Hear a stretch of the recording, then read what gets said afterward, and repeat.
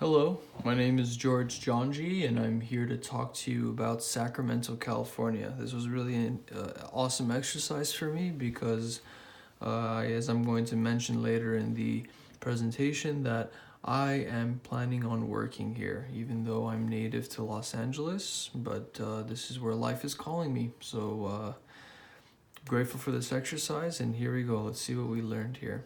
Quick fact, seventh ranking LGBT community per capita is actually Sacramento. So about 10% of the population identifies as LGBTQ. To be more elaborate, I wanted to just warm our brains up here before we moved into this interesting city. And the demographics that we explored are age, gender, ethnicity, income, education, religion, and language. The age and gender ratios, men being, the average age is 34.3 years old, men being 33.3, women 35.2, and it's more of a female dominant population at 51.2% and men at 48.8%. That's really interesting actually because I have seen more women in my practice so far. Not my practice, but the practice that I'm working in. How many languages do I need to know? Spanish and English will knock out a lot of the chances of me being able to communicate to my patients with these two languages is very high. The ethnicities are 48.5% white, 18.7% Asian, 13.4% African American, and we have 10.6% that identify as some other race. Two or more races is 6.8%, and Pacific Islander Hawaiian is 1.6%. What kind of education do they have here? There's Cal State Sacramento. So we've got some good top tier schools here. Especially from a Cal State system, making it a little more affordable than the private colleges. But sure enough, we have 41.6% that has been to college, bachelor's and higher 33.5%, high school grad 19.6%, and less than high school 5.4%. The income levels, let's see if we can zoom in on this. There we go. So households, I'm going to look at the mean there over there. So it says household $75,000 just approximately, just under that. Families 85,000, married families 104,000, and non-family 56,000. And by non-family, I take that as, people who have not been married or don't have a boyfriend or a girlfriend, excuse me. So we see, not sure what the difference is exactly between families and married families.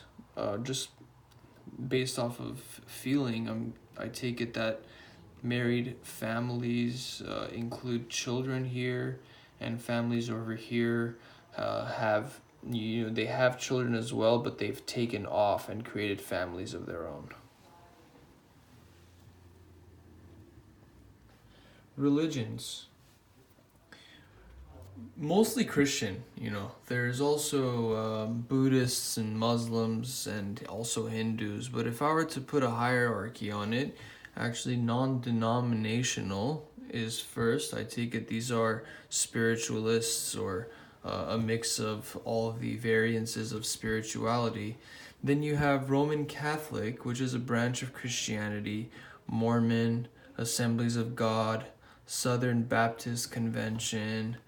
You have Buddhism, so that stops the Christianity triad there, or more than a triad, I should say.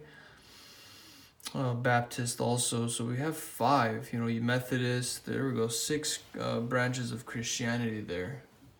And it does give a breakdown of how many people fall under this category for each of them.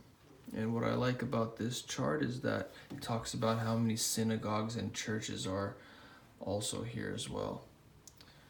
Looks like we have 110 in the non-denominational one.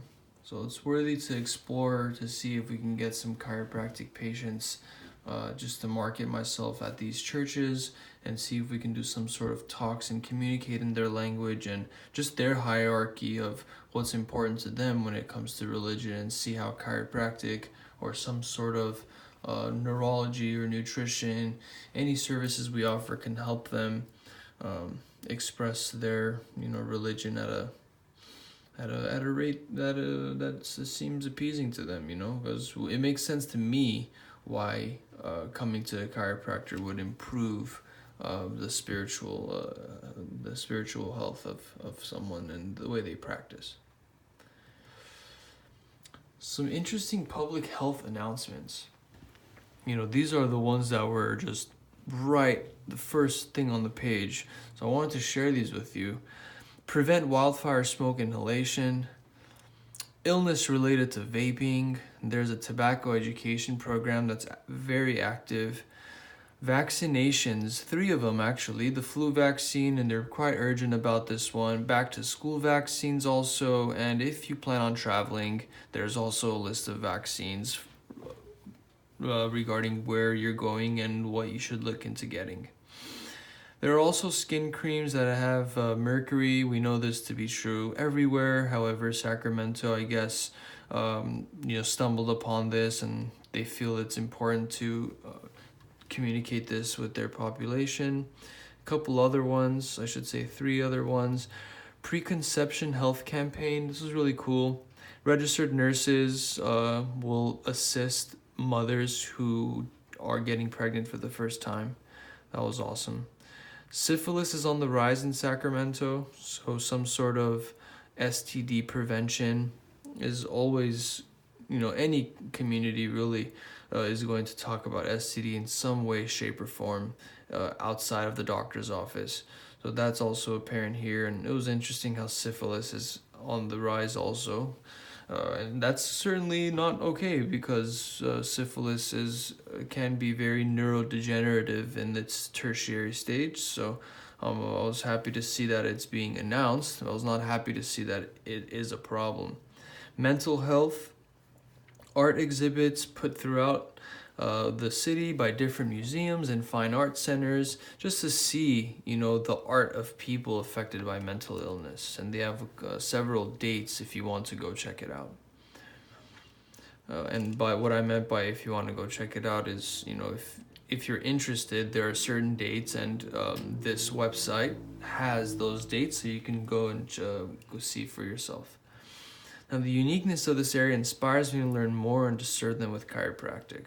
I came here as a preceptor, and I'm staying because I love my job here.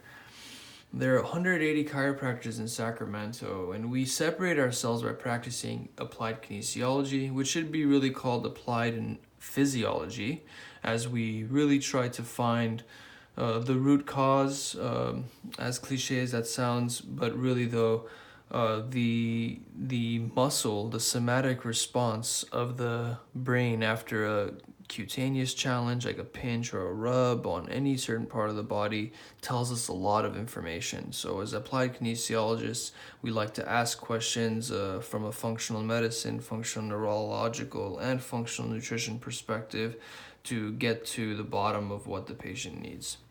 Not too many, if not anybody, is practicing this kind of system in Sacramento right now.